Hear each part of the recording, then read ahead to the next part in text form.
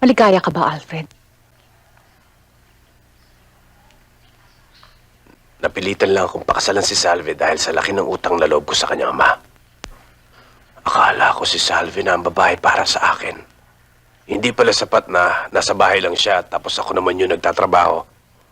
Hindi naman siya sinasabi kung magtrabaho si Salve pero yung magka-interest man lang sana siya sa aking negosyo. Pahalagaan niya ang aking mga ginagawa, ang aking mga pagsisikap.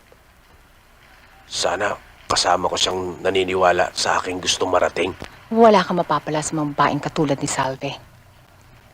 Pwedeng makita mo pa sa iba ang hinahanap mo.